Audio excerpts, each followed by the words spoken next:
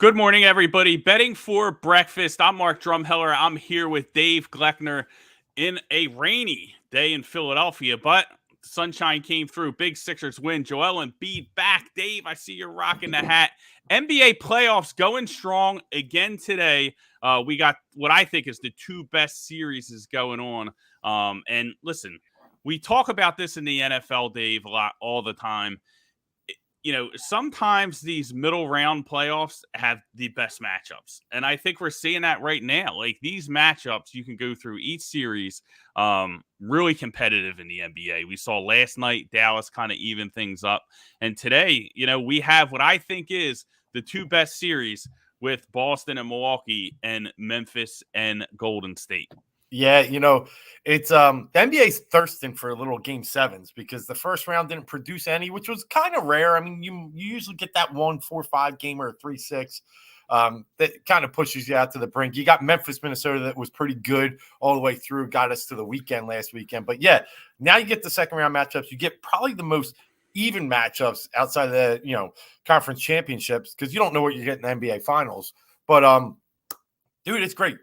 Bucks Celtics is just a battle. Now, you really didn't have any close games that, in the first two games there. Milwaukee kind of, paced themselves and just kept pushing and growing that lead. And then last game, Boston just blew them out. So it's going to be interesting when we see a close game in that series and really who comes down to winning time. Because I would put my money on Boston, but you got the champs. And it's hard to knock out the champs. Yeah, it really is hard to knock out the champs. So let's talk about that game first. That one goes off today, I believe, 3:30 Eastern time. I want to say Milwaukee is it 1.5? It was one last time I checked, but it could be 1.5. Yeah. Yep. So probably seeing a little buck money come in today. And I think, in this matchup, we look at the first two games, Dave, and I think, what is very interesting. We saw Milwaukee come out and dominate the first game, really lock down the paint. Right, Boston not allowed in. Can't do nothing. Can't score anything in the paint. Shutting it off. We're going to put the bigs in. We're going to put Giannis in there. We got Portis. We got Lopez. Right, and individually outside of Giannis, like Portis, Lopez, not great defenders, but when you combine those guys together, they were able to seal things off against the Celtics and really cause them a lot of problems offensively. Right, so big blowout. Everyone's excited about Milwaukee, and then game two. We see the adjustments from Boston. And, I thought they were pretty significant, on the defensive end. I thought they kind of let Giannis do his thing and stop throwing extra defenders at him. And we saw him kind of get to the paint and look to kind of pass out and nothing was there, right? And kind of struggle a little bit. We didn't see the Grayson Allens and the Pat Connaughtons being able to get these wide open looks from three. So they played them a little bit more straight up. And I think that helped them. And, the big story, though, was the Celtics offense just bombing threes, coming out very aggressive and bombing threes on that Bucks defense. What did you think about that? Yeah, I think all your points are very valid. I don't know if it was, it was definitely an adjustment in defensive strategy. And the offensive strategy was more, they were taking what the Bucks were giving them more than anything, I thought. And, yeah, you're right. When they go 20 for 43 from three, I mean, that's like Sixers Toronto game 6. Like, you often don't see 23-pointers made in an NBA playoff game, but they were there. They were free. They were shooting. And I think that's what's dangerous about the Celtics team. I mean, Brown and Tatum together were 11 for 20 from three. If they're hitting those, I mean, that half the time they're going to put up 7-8. That's going to happen. And they'll probably make 2 or 3. But if they're making 4 or 5 versus those 7-8 over 50%, you got trouble because then you're looking at Boston and they got shooters all around. Now, Derek White didn't hit him last game, but he's viable and they're a tough guard no matter what you do. Horford can step out and stretch, the stretch four, which we hate seeing because he couldn't do any of that in Philadelphia. But also he's like a new man. He is. It's that Green just turned him on, but they're turning Robert Williams. I think they played him a little bit differently against Giannis, like you said, in game 2 as well. Kind of left him on the island and just said, go handle it. Giannis went 11 for 27, right? You'll take that any day of the week and twice on Sunday. I think the Celtics really did make the adjustment. So we're going to watch today what Milwaukee does. And to be honest, I like Milwaukee today. I think going back up to their arena, it's a tough place to play. I think you're going to see a little bit more. To me, Brook Lopez. I mean, he had 5,000, 20 minutes last game. I think they're going to find a way to stretch him out a little bit more, find him some openings, and then just allow him to kind of roam the paint. I think you might see a little more zone today. They're going to play something different, and I think Milwaukee's going to respond. Yeah, I think they're going to have to make some adjustments if they do. And, obviously game 3 coming home, Milwaukee, very attractive, and it makes sense. I could see this game going either way. I think what we're in for is a split, right? So I think, whatever we get here in game 3, I'm probably going to bet against the other side on game 4. That's really how I'm approaching it. I still like Boston in the series, and a lot of why I like them is their depth and their coaching. And we saw the adjustments in game 2, which, I think were significant. They were just like, hey, you know what? We're not going to force things in the paint. We're just going to sit here and beat you on the perimeter. We're going to be aggressive with it. We're going to, do it early in the game. And I think it paid off. We saw Jaylen Brown. I think he had 17 points in the first quarter. And again, him and Tatum from distance were able to make a big impact. But I think, the main reason I like them is because Boston's team is good enough in the way they're structured to really kind of make Bud's work as a coach, right? And he's going to have to earn his money in this series. He's not going to just be able to rely on Giannis to do it. And of course, when we get down to high leverage situations in clutch time, it's going to be Giannis versus Tatum, right? We know that's really what it's going to be. But what we've seen Boston do offensively is use that ball movement. Hey, listen, drive, kick, pump fake, swing, drive, kick, pump fake, swing. And you got Milwaukee guys running all over, flying all over to the other side of the court, really getting tired as the game goes on, wearing them down a different way than they were able to wear down Brooklyn. They were able to wear down Brooklyn physically. Now they're making Milwaukee run on defense.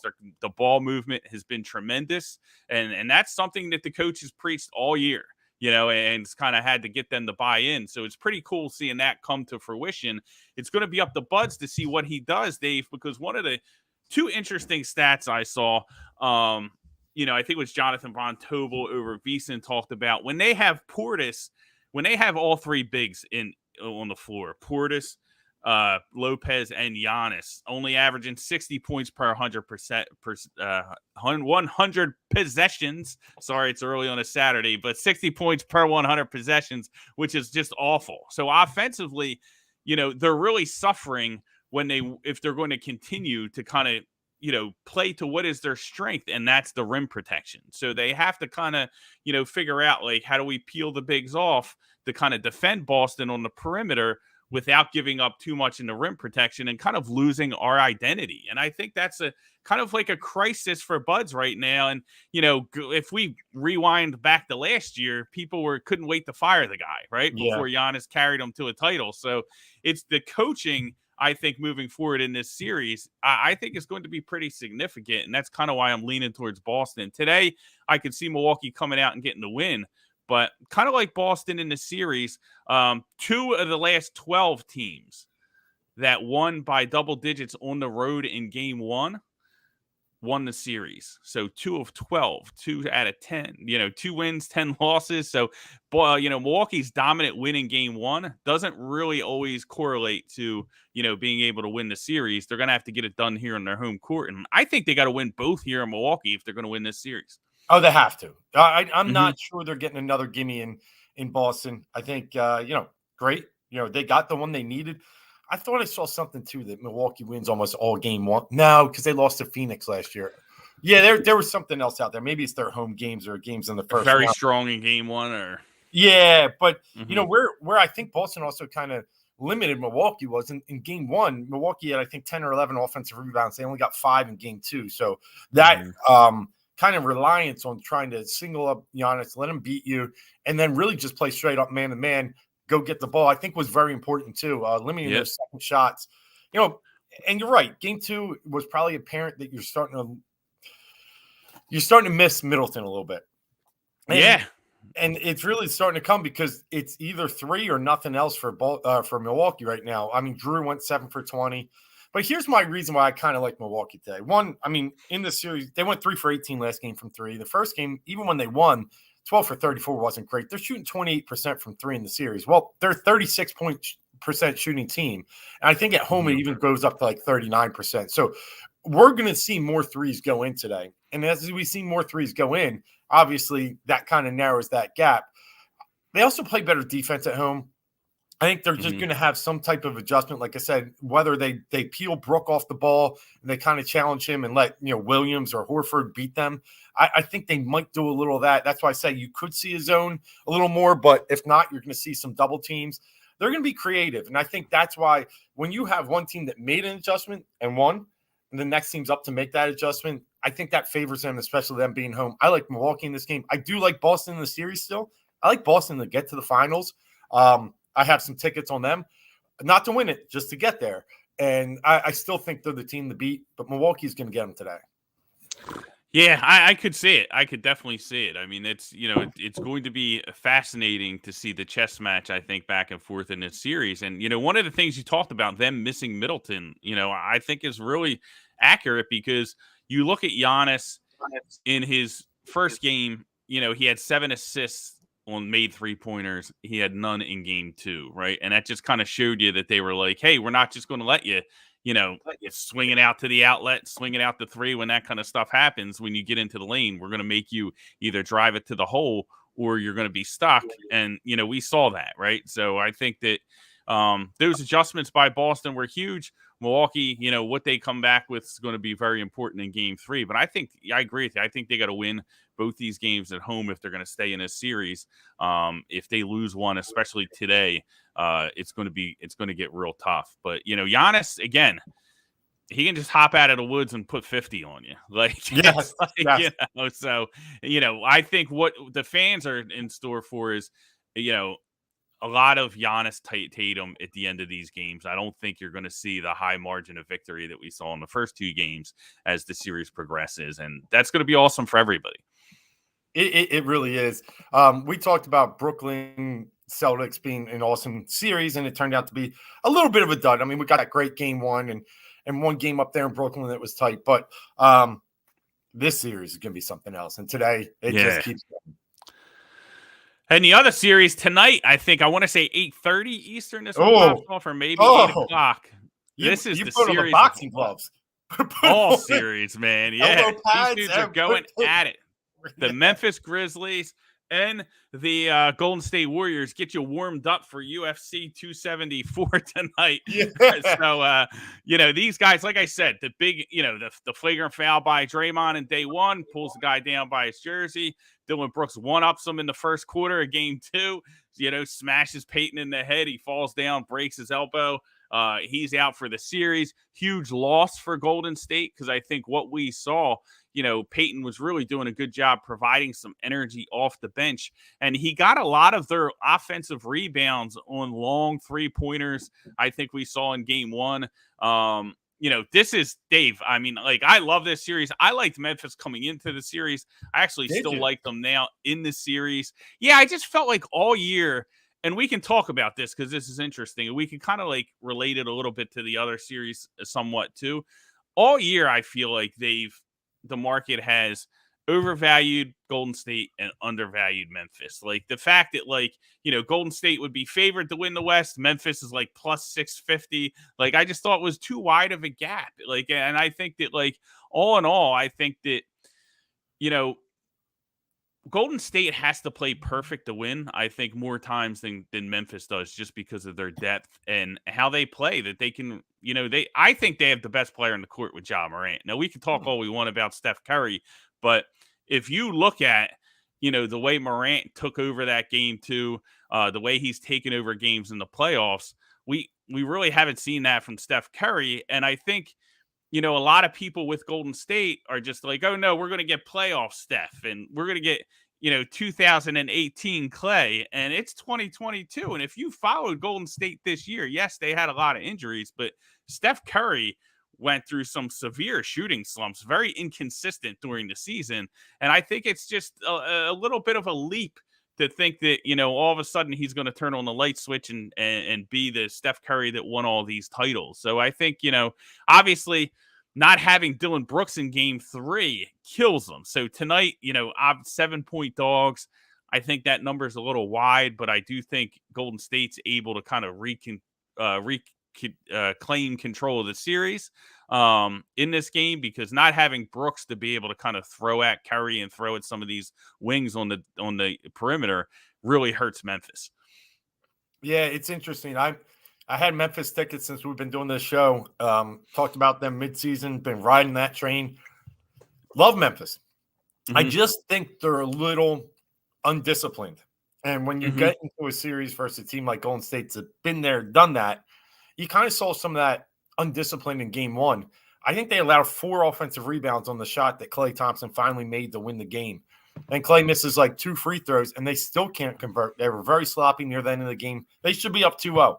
I mean, it's clear to me. Oh, yeah. They are the better. Well, who should be up 2-0? Oh, Memphis. Yeah, I think so too. Yeah. Yeah. Like that was the thing, is like and I didn't mean to cut you off, but I hear it from both sides. So a lot of people are like, oh, well, they needed this, incredible performance from Ja Morant to win game 2.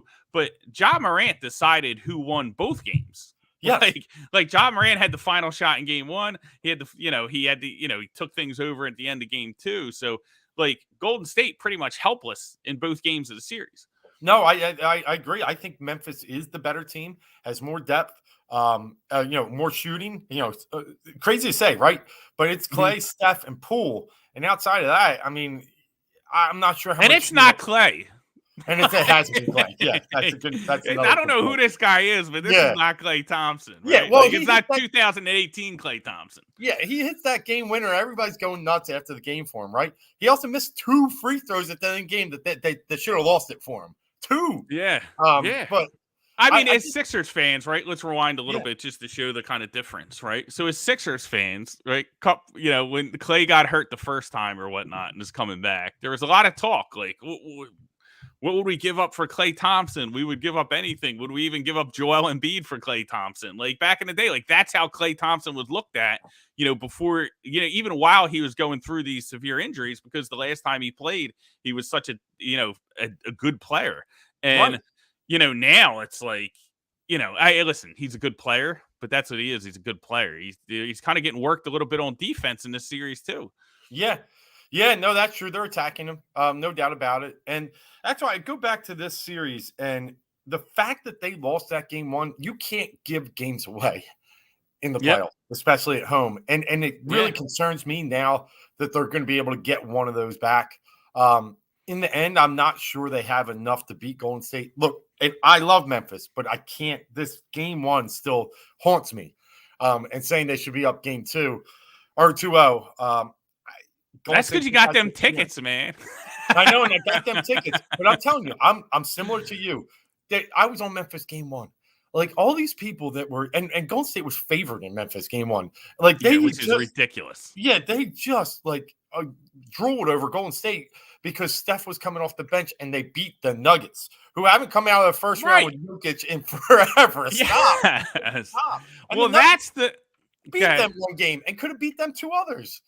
Yeah, well, that's the one point I wanted to talk to you about, because I heard you mention it a little bit in the Boston series, and kind of like, hey, Milwaukee shot this way from 3, that it's projected lower than what they've done during the season, and a little bit of that's going to have to do with the Boston defense, right? But when we talk about this series, it's even more profound, because everybody is like having parades for Golden State and the death lineup. Like who scores a ton of points against Denver? Every team in the NBA when they play them, like every single lineup, they were like 26th defensive rating, in the last, since the All-Star break, or in the last 15 games of the year, whatever. Like they were a complete mess defensively going into the playoffs. And we gave Steph Curry and the Warriors all this credit for lighting them up offensively. I think it's crazy. Yeah, it really is. And you're right. I mean, there might be some value to saying Boston has pushed that to Milwaukee. Got it. And in this series, you might hear that a little bit with Golden State. I think they shoot like 23% in game 2 from 3. They weren't very good. Is all I remember. Well, yeah, game 2 was their historically worst 3-point performance in their history. Yeah. So in the postseason. So, and again, that's like a great point. Like they were terrible from three, right? And where they're also terrible? Turning the ball over. Yeah. And you know why? Because Memphis is throwing bodies at them, and this isn't Denver. Now, I'm not saying that that's going to continue. Obviously, we're going to regress more to the mean, but they're not going to be able to shoot like they shot against the Nuggets. I agree 100%. And what has really stood out to me, and that's why I think you could sell me a little bit on Memphis, and not in game 3. I think you're right. Dylan Brooks is a bigger loss to me than the guy Peyton, Brooks. Yeah, Peyton. Yeah. I almost said IT. But yeah, Isaiah Thomas. But yeah, little boy, yeah. It's a son of somebody. I remember. But it's the points in the paint. I'm absolutely stunned that Golden State has won both games points in the paint. I think they outscored them like 60-40 last game, or 60-42. First game was a little closer, like 58-46. But that's where Ja lives. And he scored 47, and he scores 70% of his points in the paint. And somehow Golden State still outscored them down there. So I think it's got to take a little bit of an adjustment on Memphis' side to really kind of start plugging that area and then chasing out on threes. We'll see. Like I said, I think it'll be tough tonight. I'm with you. I think that's a wide margin of 7, but I think they can get game 4. Yeah, I think they can. I again, going forward, I probably take the 7 with Memphis tonight. Like, to be honest with you, I expect Golden State to win the game. If you're doing money line parlays, if that's your thing, don't recommend them. But we do expect Boston to win the game. We're not saying Memphis money line here. Oh, Golden State. Golden State. Yeah, getting the touchdown with Memphis is pretty significant. I think that's a lot of points here. I hate this, but I got to be honest. When the guy goes and gets knocked out and breaks his elbow and is going to be out, I think there's going to be a lot of energy in that stadium tonight, just kind of like it was for Memphis after Draymond got his, flagrant 2. I think it could be a big win for Golden State tonight. So you think they do win with margin and cover the spread tonight? And I think there's other games we pound against Golden State. I do. I think this one game they're going to have this energy, and I think that sets us up even better for game 4 of Memphis. Well, that's an interesting conversation. So if they cover this big number in game 3, are we getting an even bigger number in game 4? Or is the market going to expect Memphis to bounce back? Well, I think it's the Dylan Brooks factor, right? So you get Brooks back. Yep. Worth 1 or 2. I think you might see the same number. And I think that's when I really bounce on it. Absolutely. Listen, you guys listening in, we appreciate you. Make sure you download the Sharp app and get in our Discord. Links are below. Guys, hop in there. We have plenty of picks in regards to the NBA playoffs as well. We have an AI model that is delivering out winners on a weekly basis. We have a top props article in the app that is over 90 units. I've been playing them myself. Listen, it's a lot of unders. Unders aren't always the funnest bet to make, but when it cashes and it's money in your sportsbook account after the game's over and the clock hits 0, it always brings a smile to our face. So that top props article has been winning very consistently throughout the NBA playoffs. So download the app, get in there and get the content, and join the Discord. Links are below. Be a part of the action with the NBA playoffs. Dave, I think we're in agreement here as far as how we see those two series. Let's talk a little bit about what we saw last night in the other two. We'll start with our Philadelphia 76ers. Joel Embiid comes back off the broken orbital bone, off the concussion with the torn ligament, right? We know all of Joel Embiid's injuries. He is back. He plays through it. And I was wrong in this one in this sense, Dave, I thought that they could come back and win, but I thought that he would really have to do the heavy lifting because I didn't have a lot of confidence in the supporting cast after what we saw in games 1 and 2. But it was sort of the opposite, right? We saw Danny Green get going. He had like an unbelievable, he was unconscious last night.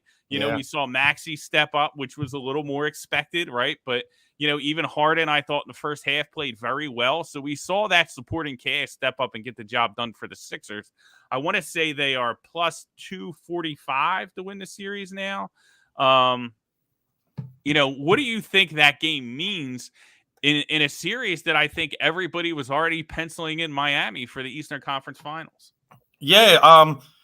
To say, and I know what you're saying, that you thought Embiid should have been the heavy lifter, and you didn't see it. Well, I thought he would have had to be. I think he, But I'm trying to tell you, he was.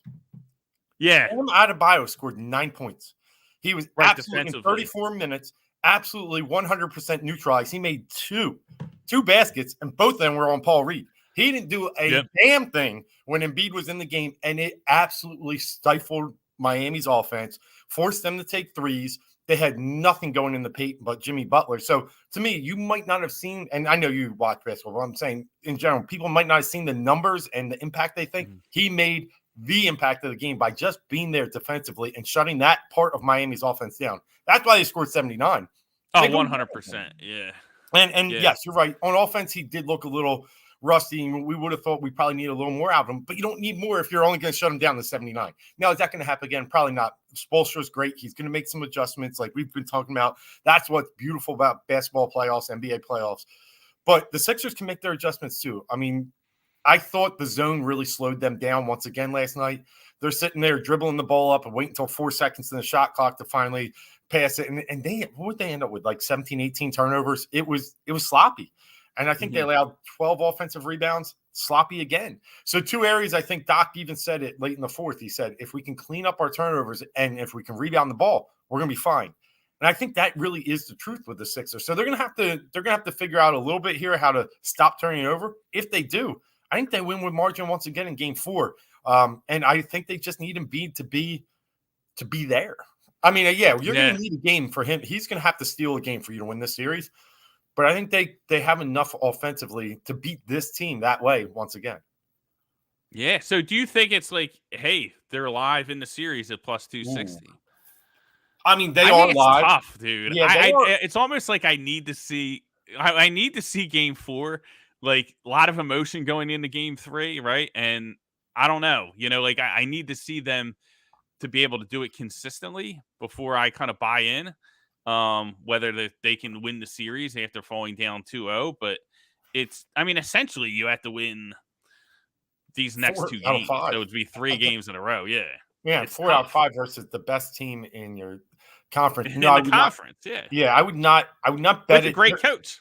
Yeah. They're live. Don't get me wrong. I mean, when you look at Miami's starting lineup, and let's just be honest, it's PJ Tucker, Max Strus, Bam Adebayo, Kyle Lowry, who's a shell of himself, and Jimmy Butler, who's great, but a little older. Like, that doesn't really scream NBA championship to me. It's the bench that really, gets you in trouble against this team.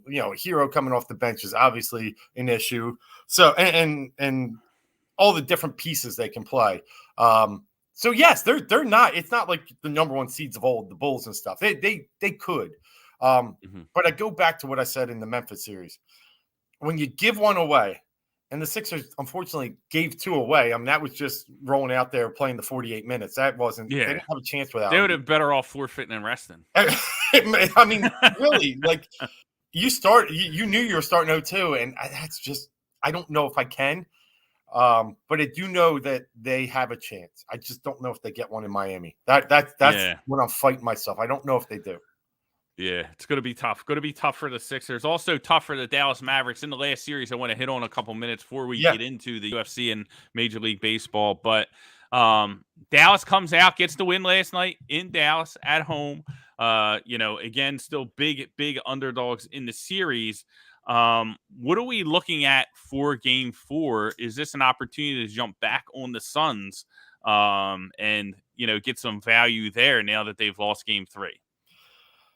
Yeah, there is some value, but I mean, I think we said it a little bit earlier in one of our shows. Dallas's defensive metrics are just very impressive, especially after they got rid of Kristaps Porzingis, and they tend to play even better at home, and that's what they did again last night. They kind of squeezed them. Chris Paul was, I couldn't believe how bad he was in the first half. He had 6 turnovers, which was a career high in the playoffs in just one half. Booker couldn't get going. I mean, he had like 7 or 9 in the first quarter, and that's when he scores a lot of his points. But they were hard-earned points. Cam Johnson couldn't make a 3. Payne looks rough. Bridges. So I think what they did is they just squeezed them. And if Dallas can do that, because Luka's going to get his. I mean, whatever Phoenix wants to do, Luka's going to drop whatever he wants. He needs his guys to score to win, and where Phoenix needs everybody to kind of help to win, right? So, obviously they're the better team, but I kind of like Dallas once again in game 4. I think they just pose this defensive strategy and pressure that is tough on Phoenix. And Phoenix has to punch them right back And Dallas was definitely the more physical team last night. Yeah, they have to make sure that I feel like the key is they have to take what Dallas gives them, and that's going to be the mid-range shots. You talk Yeah. about Chris Paul, so he's going to be a catalyst in this series for that offense because, we saw, Dallas good perimeter defense, and then they can protect the rim down low. But I think that's the key is them Phoenix kind of running the offense through the mid-range game to try and have some success. I do think Phoenix is going to bounce back and Okay. win the 3-1. So we're probably on the opposite side there. Well, But I just think Dallas is we got the big game out of Brunson, which we did not see. They were and able he to get him forced in. that. He Yeah. was like, it's like they programmed him to shoot every Mhm. time. Like I thought it was actually very selfish basketball, but they got away with it. Yeah. He got going. He stayed out of foul trouble, right? And that was kind of like an issue in the first two games. So it'll be fascinating to see like Monty Williams adjustments and kind of what they do. But I do agree with you. Like I think it starts with Chris Paul and the mid-range game. Like that's really what Phoenix has to do. They have to be more physical in this series. But it's gonna be tough. I like Phoenix in the series. I Well, don't think Dallas really holds yeah. is can press them long term in this series. But game 4 is going to be interesting. I think the Suns might be able to get it done. Yeah, and I'll just give a few reasons why I like Dallas. Last night, Dallas got called for like 6 more fouls. They shot the exact same percentage. Dallas shot 10% worse from 3, and they still won by 9. So I just think, the key was the points off turnovers. And, so Phoenix really just has to find a way to not get pressured in and force those turnovers. I think they can do that, but listen, if Dallas just shoots better, that neutralizes that turnover advantage they had. So I like Dallas in game 4, but I'm with you. Long term, Phoenix is still my NBA champs, or are still my NBA champs. Yep, I think so too. So let's move on. Major League Baseball. Let's start with that, Dave. I know you're doing a lot of good stuff for Win Daily. Do you have any bets for today that are going off that people can kind of zero in on? Any spots from either a betting or a DFS perspective? Yeah, and listen, last week we hit another one with the Giants, so that was a nice win. Some money in our pocket. Like I said, I don't always like to jump on minus 200s, but that was one situation. And the Giants are struggling right now, but we're going to leave them alone. We're going to look at another team that's kind of their neighbors out there in the NL West. And those are the San Diego Padres. The San Diego Padres tonight get the Miami Marlins, and they're coming off a game where they won 2 in a row versus Miami and kind of shut them down, only allowing 3 runs over the first 2 games. Darvish had a nice game last night. Nick Gonzalez out of nowhere had a great game on Thursday night. And tonight, they get what I think is maybe their best pitcher. I guess, you could argue with a couple of other guys, but Sean Manaea coming over from Oakland the other year, he's pitching really well for them, a wild-haired lefty. And we're getting minus 120 because he's going against a decent starter. The Marlins have Pablo Lopez with a 1.29 ERA. But here's the key to this game. The Marlins are the worst hitting team just about against left-handed pitching. They're 29th in the league in batting average, batting only 200 against lefties, and they're number 1 in K rate at a 29.4% clip. So I think Benet is going to have one of those great games tonight and really shut them down like the Padres pitching has been doing the first 2 games. Machado's been hot. He has 2 homers in the series already. I think 3 runs would be enough to win this game. So I'll take a low number, minus 120 with the Padres, and I'll also take Manaea over his K prop of 5.5, understanding that he's going over that 4 of his 5 games and facing the number 1 K rate team against lefties. I like both those tonight. Awesome. How about golf? We got any PGA action going on? Yeah, I mean, Wells Fargo is one of those great events because it's a classic course, Quail Hollow, where they've played the PGA Championship in the past. Justin Thomas won. It's always been Rory's course too, or a long hitter's course. But this week, it's been a mess out there, and the mess has been the rain. What you're seeing here, the Jersey side, the Northeast side is really what they're getting down there, and they got to play 2 straight days through that crap. It's really, they're hitting 250-yard shots into a par 4 on some of these holes. So it's tough, but I don't like necessarily Jason Day to win this. He hadn't made a cut in like 4 months, and now he has a lead all of a sudden. I think if you look at value behind him, Max Homa is great. He's one of our boys. You're still getting 600-700 in some books on him to win with only 3 shots back. I also kind of like Luke List and Kurt Kitayama, the runner-up from last year. You're getting at 2,500, only 4 strokes back. But more importantly, when we talk Kitayama, I like him today in his matchup against Denny McCarthy. McCarthy went on a streak, I think, of 15, 16 straight holes without a bogey. That's bound to start regressing a little bit. Kitayama's playing steady golf. I'll get plus numbers on Kitayama in his matchup today. So I'll take Kurt Kitayama plus 120 in his third round matchup against Denny McCarthy. Nice. Good action there in the PGA and the MLB. Listen, follow Dave on Twitter at DGleck, doing some great stuff for Win Daily Sports as well. But listen, before we get out of here, Dave, I want to talk a little bit about UFC 274, and we can touch on the USFL. It's got some games going on. Had a game late night last night for the crowd who stayed up to watch that one. I actually fell asleep, but good to see the Philadelphia Stars win in the USFL. But first, I want to hit UFC 274. Dave, this is a tremendous card. The lightweight division is probably the most competitive and deepest in the UFC. And, for the lightweight championship, to be going off as the headliner, it just always makes it a great card. But besides that, we have Rose Namajunas. We have Rose. Yep. We have Thug Rose, and then we have some older fighters in the twilight of their career, some big names, Shogun Rua, and then we have the, marquee matchup, it's almost like the alumni fight, Donald Cerrone and Joe Lazone. So, a lot of fun in this card. It's going to be great. Tainted a little bit yesterday. Charles Oliveira misses weight by a half a point, and there's a lot, half a pound, a lot of stuff going around saying that the hotel scales weren't calibrated with the scales backstage. They actually weigh themselves backstage before they come out and do the official weigh-in. He was on point backstage. He wasn't on point on the official scale. So that was interesting. I was big on Oliveira, to be honest with you. I think that this is a great matchup for him. I've actually laid off. I'm contemplating going back in. If the market continues to pile in on Gaethje as we get closer, like if I can get, like now it's down to, went from Oliveira 175, 180 down to like minus 130. I saw it this morning, depending on your shops. It's probably going to be a fight time decision. So I did not release that fight. I'm probably not going to stay off. If I do it, it'll probably just be a half unit. But I like Oliveira in this matchup, and I'm not sure if, the weight cut is going to really make a difference, because this is not a fight that I expect to go deep into the championship rounds. I think when you look at both fighters, Gaethje has to get him out of there. He has to use his leg kicks to kind of soften him up, to hope that he can hit the home run punch that can kind of, put Oliveira to sleep. We've seen Oliveira be susceptible to getting shots, very hittable. We saw him take some damage against Poirier. We saw him get, roughed up by Chandler and knocked down, almost finished by Chandler before he turned the tables. But Oliveira is a guy that I feel like he has multiple ways to beat you, and Gaethje's is pretty narrow and significant. That's what he has to do. Oliveira's striking has continued to get better each time we've seen him.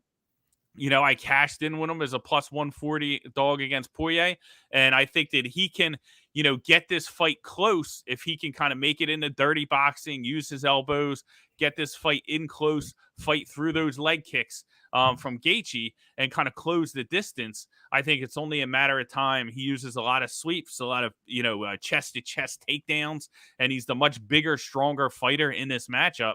I think he gets Gaethje to the ground, and it's a wrap, and it's going to be a wrap very easy. Like, if this fight hits the mat, it's over. Like, that's it. The fight ends. And, so there's a lot of good spots in the market if you believe we're still going to see Oliveira at 100%. And part of me wonders, like, if that's going to be the case. Typically, you think weight cut. Oh, he's going to be sucked in. He's going to be dehydrated. He's not able to recover, right? When Oliveira came back out the second time, he weighed the exact same amount he did the first time. So I'm not even sure how much he tried to lose that extra half pound. I wonder if he was just like, hey, you know what? I'm going to keep focused on, being the best that I can be for this fight. And if they want to strip me of the title and make me, fight for the title again next time, so be it. I almost wonder how much of that is a thing in this matchup. But I'm probably going to play Oliveira in the main event. I also like, I'm playing a half. Let me just say one thing on that fight. Like, just to explain, he's still fighting tonight. Oh yeah, But he just can't win the belt, and that's right. the thing. But how much motivation is still there? And I think that's what you hit on at the end. If he loses, I think he's 2-3 fights behind and getting another chance at the title, right? But if he Yep. wins, he's got another chance at the belt once again. And where's the belt right now? Nobody has it, right? Yep.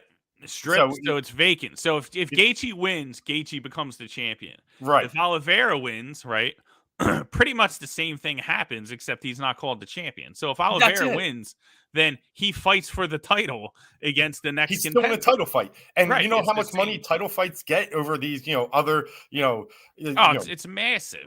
So I think there's still a ton of motivation there. And now you're seeing this. Mhm. I got 140 right now, but you're seeing it. I think 140 is still a nice number, don't you? Yeah, I do. I think I want to see it go down. I want to see, how low it's going to go. I don't Okay. think we're going to see much buyback on Oliveira, but you can also get Oliveira to win inside the distance. Like I saw some minus 115s. I don't think the fight, I think now with the weight issue going on, if the fight goes to the distance, that's not good news for Oliveira. Like I have a hard time seeing him winning a decision. So Yeah. I'm not sure how I'm going to play it.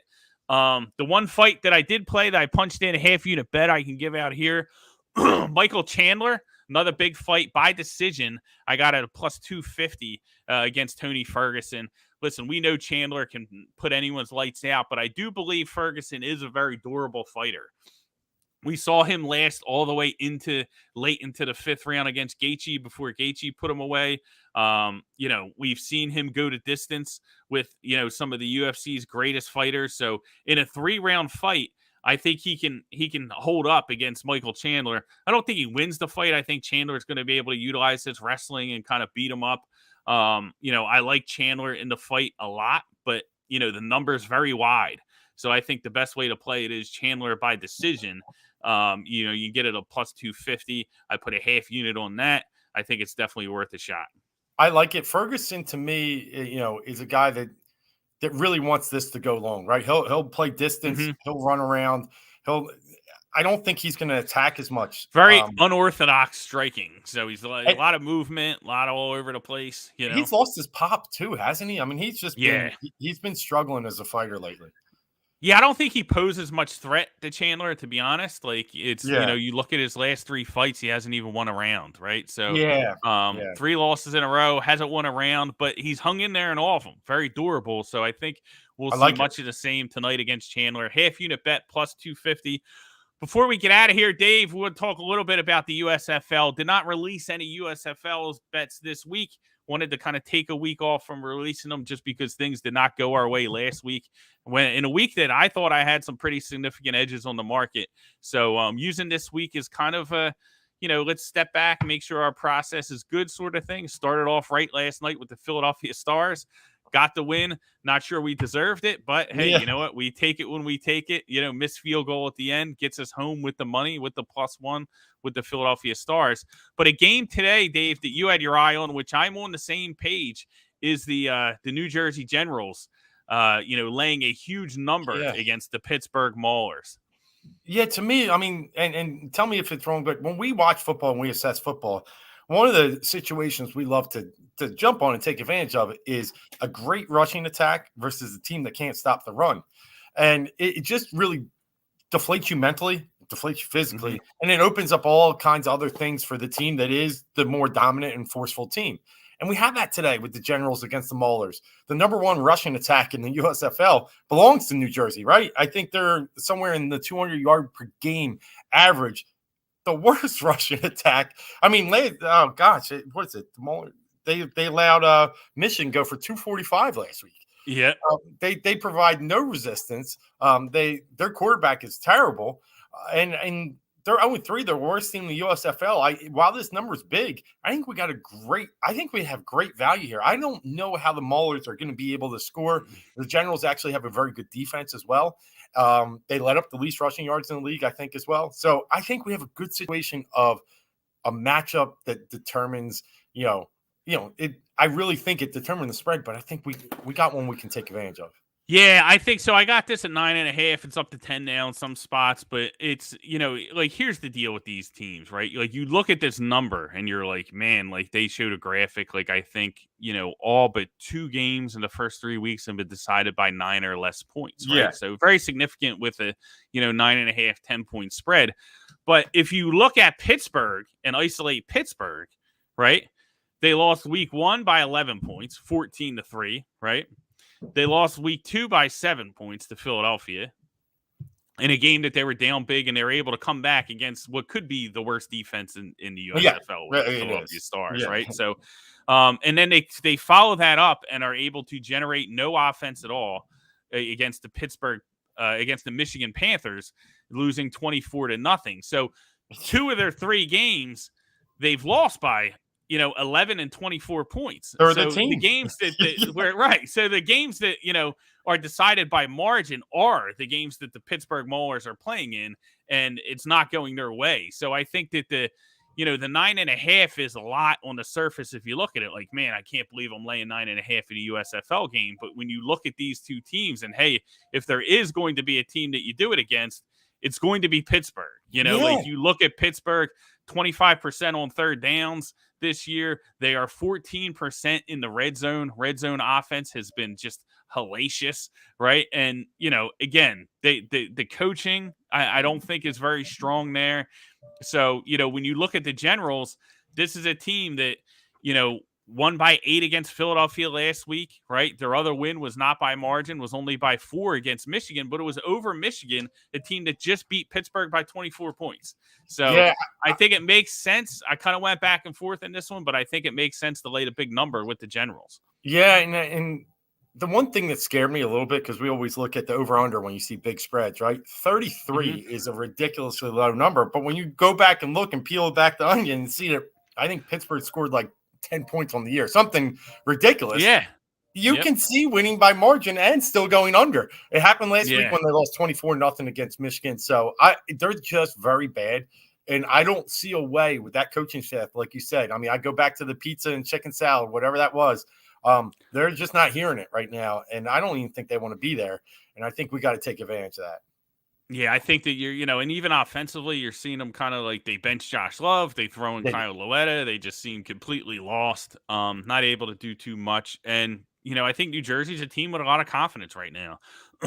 You're seeing the quarterbacks, they run a little bit of platoon, but I think they're both, doing pretty strong. But I just think Jersey is a team that, likes to run the ball as well. They like to run the ball, but they can score some points. They can put points on the board, but they do a very good job of protecting the football as well. So I think they do the little things to win here. I think it helps them win by margin against the Pittsburgh Maulers. So if you're going to play some USFL today, that's the pick. I would put it on. I got some other plays as well. I think I'm on the majority of the favorites. So I think I'm on all the favorites this weekend, to be honest with you. But last night was the only dog. So we'll see how that works out. Didn't work out too good for me last week, but we're going to give it a shot again this week.